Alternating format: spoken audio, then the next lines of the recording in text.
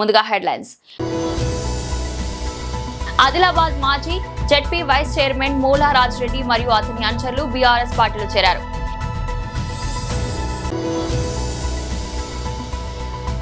YSRCP general secretary MVS Nagireddy press meet.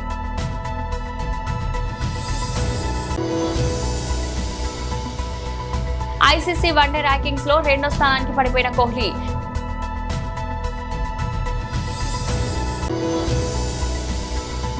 Medipalli PS లో media ప్రతినిధులతో arrive alive awareness programme నిర్వహించాం.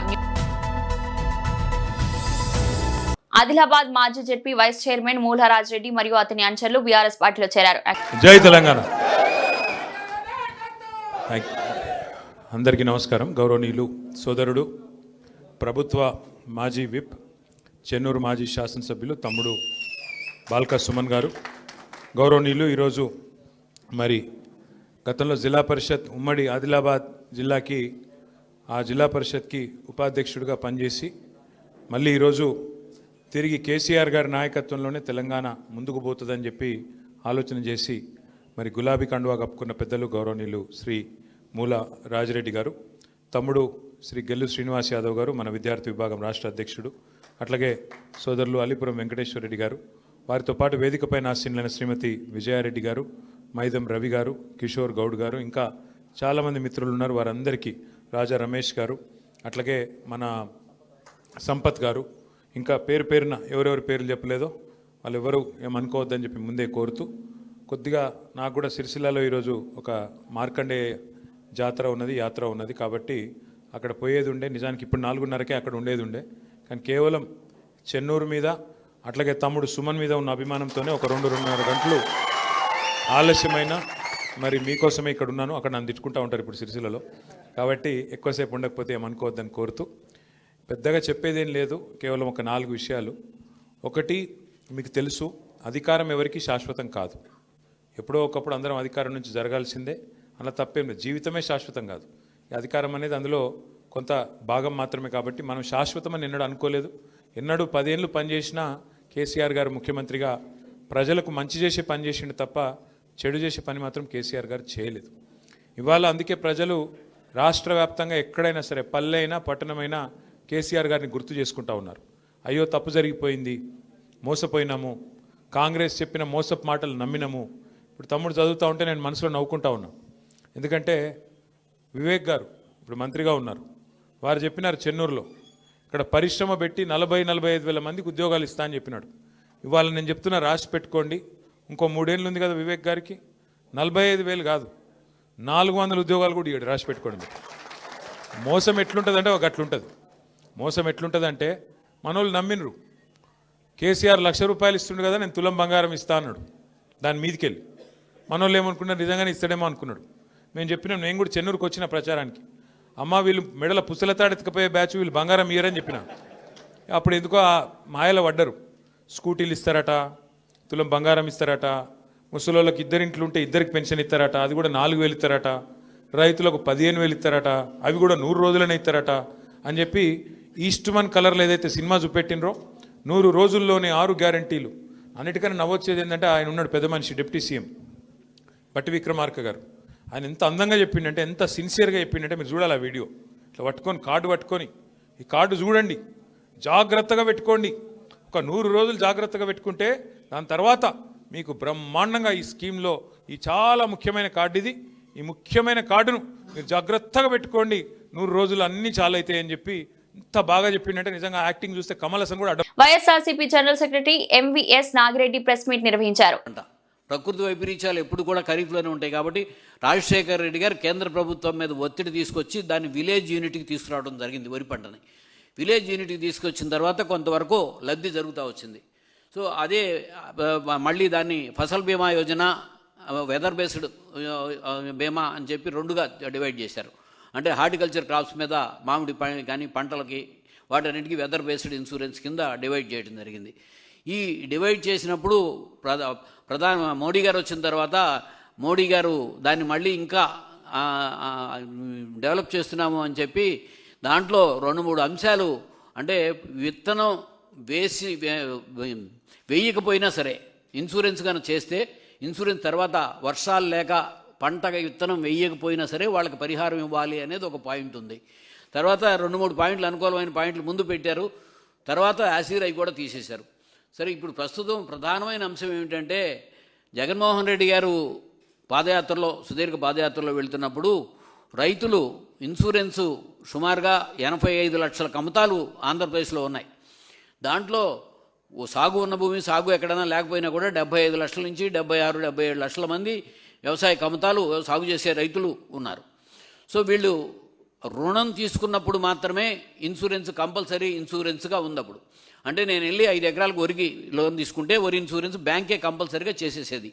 అట్లాగే ప్రతి తీసుకున్నా సరే, ఏది తీసుకున్నా రుణం తీసుకున్న వాళ్ళు మాత్రమే ఇన్సూరెన్స్లో కవర్ అవుతున్నారు. అంటే సుమారుగా 18 లక్షల మంది మాత్రమే ఇన్సూరెన్స్లో కవరేజ్లోకి వచ్చారు. ఆప్షనల్గా కట్టుకోవచ్చు రైతు, అంటే రుణం తీసుకోకపోయినా స్వతంత్రంగా వెళ్ళి. కానీ ఎవరికి తెలియదు, ఎవరు కట్టేవారు కాదు. 1,00,000 నుంచి 1,50,000 మంది మాత్రమే ఆప్షనల్గా ఉండేది. అంటే 85 లక్షల మంది రైతుల్లో 19.5 లక్షల మందికి మాత్రమే ఇన్సూరెన్స్లో కవరేజ్లోకి వెళ్తున్నారు అని చెప్పి పాదయాత్ర ఆఖరి రోజున జగన్మోహన్ రెడ్డి గారు అనౌన్స్ చేసింది. సాగు చేసిన ప్రతి రైతుకి కూడా ఇన్సూరెన్స్ ఉచితంగా ఇన్సూరెన్స్ని అందిస్తాము అని చెప్పి అనౌన్స్ చేసినప్పుడు నేను కూడా ఇప్పుడు ఉన్నదానికి నేను అంటే సాగు చేసిన అన్నప్పుడు ప్రతి రైతు ఇక అది ఇందులో లేకుండా సాగు చేసిన ప్రతి వాళ్ళు వచ్చినప్పుడు చాలా ఇదిలోకి వెళ్తుంది అని కూడా అనుకున్నాను నేను. కానీ తర్వాత డిస్కషన్లో డెఫినెట్గా అందరినీ వరి ఏ పంట వేసినా సరే వేసిన రైతులందరినీ ఇన్సూరెన్స్ కవరేజ్లోకి తీసుకురావాలి అని ఈ క్రాప్ సిస్టమ్ తీసుకొచ్చి ఈ క్రాప్లో ఏ పంట అయితే నమోదైందో ఆ పంటకి ఆటోమేటిక్గా ఇన్సూరెన్స్ 3 సంవత్సరాలు, మొట్టమొదటి 3 సంవత్సరాలు రాష్ట్ర ప్రభుత్వం నుంచి చెల్లించాం. 4వ సంవత్సరం కూడా కేంద్ర ప్రభుత్వం నుంచి వచ్చింది. 54 లక్షల మంది చిల్లర రైతులకి 7,802 కోట్లు ఇన్సూరెన్స్ వాళ్ళకి పరిహారం కింద చెల్లించడం జరిగింది జగన్మోహన్ రెడ్డి గారి టైంలో. సరే, ఇప్పుడు ప్రధానమైన అంశం ఏమిటంటే, సరే ఎన్నికలలో చంద్రబాబు నాయుడు గారు ఎక్కడా కూడా ప్రతి చోట కూడా జగన్మోహన్ రెడ్డి గారు అమలు చేసిన కార్యక్రమాలన్నీ అమలు చేస్తాను, వాటిని పెంచి అమలు చేస్తాను, మరింత మందికి అమలు చేస్తాను, ఎక్కడా కూడా ఇన్సూరెన్స్ని ఉచిత ఇన్సూరెన్స్ని రద్దు చేస్తాము అనే పదం ఎక్కడా కూడా వాడలా. కానీ అధికారంలోకి రాగానే మొట్టమొదటిగా భారతదేశంలోనే ఆంధ్రప్రదేశే మొదలుపెట్టింది రైతులకు సాగు చేసిన ప్రతి రైతుకి ఉపయోగపడే కార్యక్రమాన్ని ఉచిత ఇన్సూరెన్స్ని రద్దు చేసేయడం జరిగింది. అసలు మొదటి సంవత్సరం రద్దు చేశారనే విషయం. Team India star batter Virat Kohli ICC one day rankings లో తన అగ్రస్థానాన్ని కోల్పోయాడు. న్యూజిలాండ్ ఆల్రౌండర్ డారిల్ మిచెల్ అద్భుత ప్రదర్శనతో అతన్ని వెనక్కి నెట్టి నెంబర్ 1 బ్యాటర్ గా నిలిచాడు. ఐసీసీ తాజాగా విడుదల చేసిన ర్యాంకింగ్స్ లో ఈ మార్పు చోటు చేసుకుంది. ఇటీవల భారత్ తో ముగిసిన 3 వన్డేల సిరీస్ లో డారిల్ మిచెల్ అసాధారణ ఫామ్ తో చెలరేగాడు. ఈ సిరీస్ లో ఏకంగా 352 పరుగులు సాధించాడు. ఇందులో 2 శతకాలు కూడా ఉన్నాయి. ముఖ్యంగా నిర్ణయాత్మక 3వ వన్డేలో మిచెల్ 137 పరుగులతో రాణించి జట్టుకు చారిత్రక సిరీస్ విజయాన్ని అందించాడు.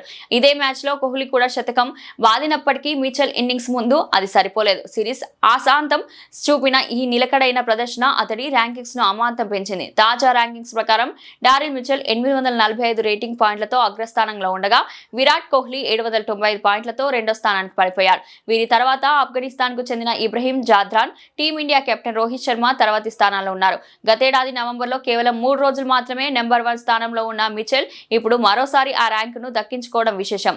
వేడిపల్లి సిఐ గోవింద్ రెడ్డి ఆధ్వర్యంలో ఏర్పాటు చేసిన ఈ కార్యక్రమంలో ప్రభుత్వం నిర్వహిస్తున్న అలైవ్ కార్యక్రమం గురించి అవగాహన కార్యక్రమం ఏర్పాటు చేశారు. ఈ సందర్భంగా మీడియా ప్రతినిధులతో రోడ్డు భద్రత గురించి వివరించి ట్రాఫిక్ రూల్స్ తెలియజేస్తూ ప్రతిజ్ఞ చేయించారు. మీడియా ప్రతినిధులు రోడ్డు భద్రత, ట్రాఫిక్ రూల్స్ పాటిస్తూ ప్రజలకు కూడా అవగాహన కల్పించారు. సిఐ గోవింద్ రెడ్డి పిలుపునిచ్చారు.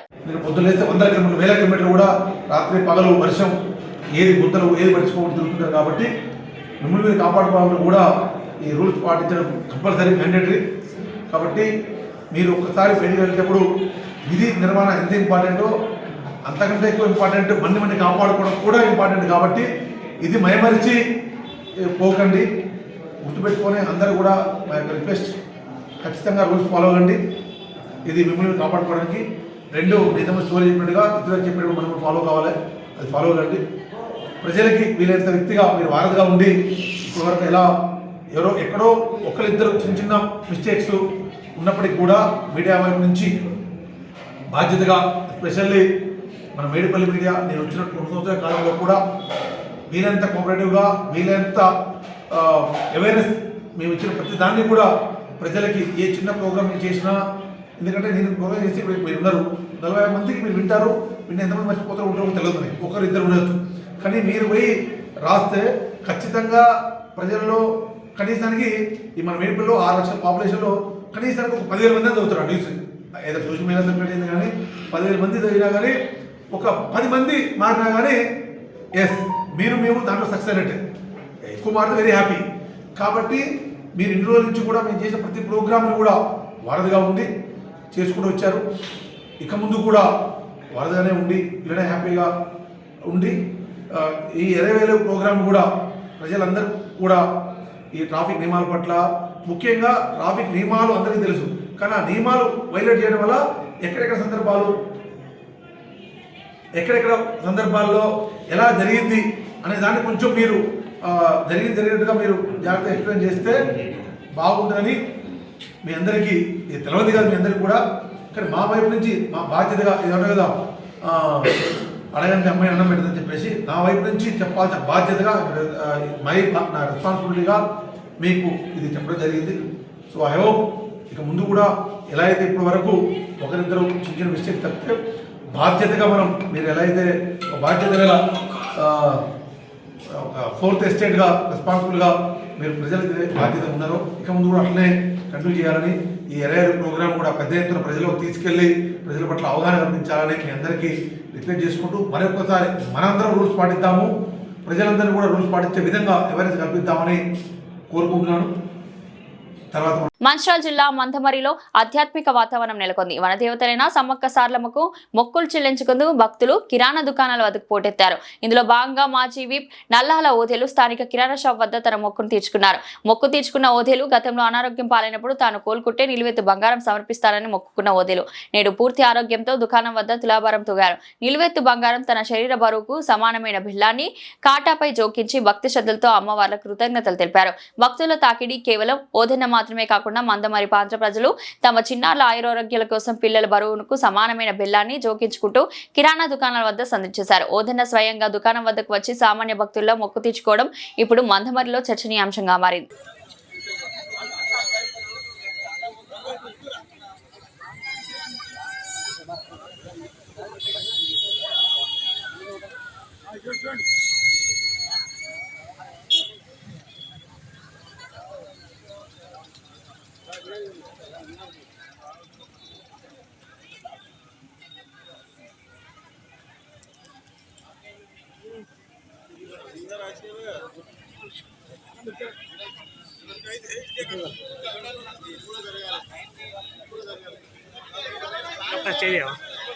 ఎప్పుడే ఇస్తుంది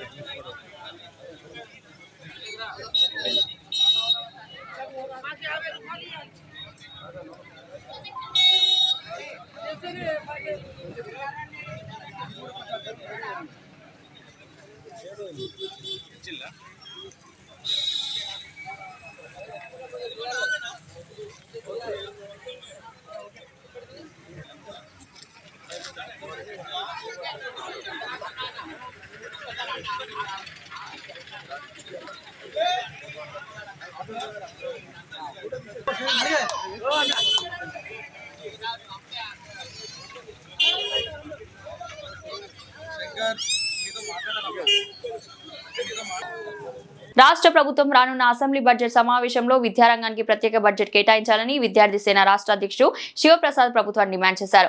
ఓయూ ఆర్ట్స్ కళాశాల వద్ద ఏర్పాటు చేసిన సమావేశంలో శివప్రసాద్ మాట్లాడుతూ ప్రత్యేక తెలంగాణ రాష్ట్రం ఏర్పడిన తర్వాత కూడా ప్రభుత్వాలు విద్యపై నిర్లక్ష్యం వహించాయని మండిపడ్డారు. కాంగ్రెస్ ప్రభుత్వం కూడా విద్యాశాఖ మంత్రిని కేటాయించకపోవడం విద్యపై నిర్లక్ష్యానికి ఉదాహరణ అన్నారు. ప్రభుత్వ పాఠశాలలో కనీస మౌలిక సౌకర్యాలు లేక విద్యార్థులు తీవ్ర ఇబ్బందులు గురవుతున్నారని, గురుకుల పాఠశాలలో విద్యార్థులు కలుషిత ఆహారం తిని మృతి చెందిన ఘటనలు ఉన్నాయన్నారు. యూనివర్సిటీలో టీచింగ్ స్టాఫ్ లేక నాణ్యమైన విద్య కూడా అందటం లేదని పేర్కొన్నారు.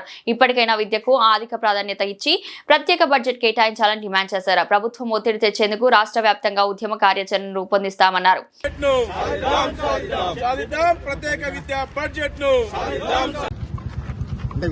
ముఖ్యమంత్రి గారు అన్నప్పుడు ఆయనకు అనేక రకాల శాఖల మీద అనేక రకాల వర్కులు ఉంటాయి. ఏ శాఖ మంత్రి ఆ శాఖ మంత్రికి నియమిస్తే ఆ శాఖలో పనితనము మెరుగుపడుతుంది. ఇలా విద్యాశాఖ మంత్రి కేటాయించకుండా తన దగ్గర పెట్టుకోవడం అంటే విద్య మీద ప్రేమ అంటాడు, ప్రేమికుని అంటాడు, కానీ కేవలం మాటలకే కేవలం మీడియా మాటలకే తప్ప ఎక్కడ కూడా ఫలితాలు లేవు. ఇలా ఓయూకి వచ్చి ఓయూ ఒకటేనా ఈ రాష్ట్రంలో ఉన్న విశ్వవిద్యాలయాలు అన్ని విశ్వవిద్యాలయాలకు ఎందుకు నువ్వు అక్కడ పరిశీలించండి కదా. ఎందుకు నువ్వు 2 సంవత్సరాలు అయింది ఈ రాష్ట్ర ముఖ్యమంత్రి పదవి చేపట్టి ఇంతవరకు టీచింగ్ నాన్ టీచింగ్ పోస్ట్ ఎందుకు భర్తీ చేయవు? మీకున్న అడ్డంకులు ఏంది? మీకున్న ఇబ్బందులు ఏంది? ఈ సమాజంలో ఏ రంగం అభివృద్ధి చెందాలన్నా దానికి ముందు విద్యారంగం అభివృద్ధి చెందాలి. విద్యారంగం అభివృద్ధి అయితేనే మిగతా రంగాలు అభివృద్ధి అవుతాయి. కానీ ఈ రాష్ట్ర ప్రభుత్వాలు అలాంటి విద్యారంగాన్ని ఇలా నిర్లక్ష్యం గురి చేస్తా ఉన్నాయి. ప్రైవేటు విద్యారంగాన్ని పెంచి పోషిస్తున్నాయి తప్ప ఇలా గ్రామీణ ప్రాంతాల్లో ఉన్న పేద మధ్యతరగతి విద్యార్థులకు నాణ్యమైన విద్య అందట్లేదు. అందుకోసమే ఒక విద్యార్థి నాయకుని నేను ఇలా ప్రశ్నిస్తా ఉన్నా ఈ రాష్ట్ర ప్రభుత్వాన్ని. ఎందుకోసం మీరు నాణ్యమైన విద్యను అందిస్తలేరు? ఉన్న పాఠశాలను పక్కన పెట్టి ఉన్న గుట్ల పాఠశాలను పక్కన పెట్టి కొత్తగా యంగ్ ఇండియా స్కూల్ అని తేవడానికి కారణం ఏంది? దేనికోసం మీరు తెస్తా ఉన్నారు? కొత్త బిల్డింగ్ లాట దీనికోసమేనా? కాబట్టి మేము ఏమంటున్నామంటే విద్యారంగం అభివృద్ధి చెందాలంటే ఒకే ఒక మార్గం, ప్రత్యేక విద్యా బడ్జెట్ ని రేపు బడ్జెట్ సమావేశంలో ప్రవేశపెట్టేంత వరకు మేము ఉద్యమం నిర్మిస్తాము, ఉద్యమాలు చేస్తాము. అన్ని వర్గాలతో కలుపుకొని విద్యార్థి ముందుకెళ్ళని చెప్పి మీకు విజ్ఞప్తి చేస్తా ఉన్నాం. అమెరికా డాలర్తో పోలిస్తే భారత రూపాయి మారక విలువ చారిత్రాత్మకంగా కనిష్ట స్థాయికి పడిపోయింది. ఇవాళ ట్రేడింగ్ లో రూపాయి భారీగా నష్టపోయి ఒక దశలో 91.74 వద్ద ఆల్ టైమ్ కనిష్టాన్ని నమోదు చేసింది. మార్కెట్లో నెలకొన్న పలు ప్రతికూల పరిణామాల మధ్య ఒక్కరోజే 77 పైసల మేర విలువను కోల్పోయింది. నిన్న 90.97 వద్ద ముగిసిన రూపాయి ఇవాళ ఉదయం 91.05 వద్ద బలహీనంగా ప్రారంభమైంది. ట్రేడింగ్ సాగుతున్న కొద్దీ అమ్మకాల ఒత్తిడి పెరగడంతో రూపాయి విలువ అంతకంతకు దిగజారింది. బంగారం, వెండి దిగుమతులు పెరగడం, విదేశీ సంస్థాగత పెట్టుబడిదారులు దేశీయ మార్కెట్ల నుంచి తమ పెట్టుబడులను భారీగా ఉపసంహరించుకోవడం పతనానికి ప్రధాన కారణంగా నిలిచింది. మరోవైపు అమెరికా, యూరోప్ మధ్య వాణిజ్య యుద్ధ భయాలు, గ్రీన్లాండ్ను స్వాధీనం చేసుకునేందుకు అమెరికా ప్రయత్నిస్తుందన్న వార్తలు వంటి అంతర్జాతీయ అంశాలు కూడా రూపాయిపై తీవ్ర ఒత్తిడిని పెంచాయి. దీనికి తోడు దేశీయ స్టాక్ మార్కెట్లు నష్టాలు కొనసాగడం రూపాయి విలువను మరింత బలహీనపరిచిందని మార్కెట్ వర్గాలు చెబుతున్నాయి. బులెటిన్ ముగించే ముందు హెడ్లైన్స్ మరోసారి. ఆదిలాబాద్ మాజీ జెడ్పీ వైస్ చైర్మన్ మూలా రాజ్రెడ్డి మరియు అతని అనుచరులు బీఆర్ఎస్ పార్టీలో చేరారు.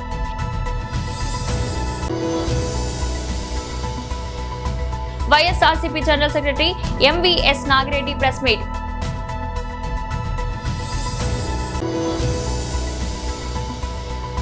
ఐసీసీ వన్డే ర్యాంకింగ్స్ లో 2వ స్థానానికి పడిపోయిన కోహ్లీ.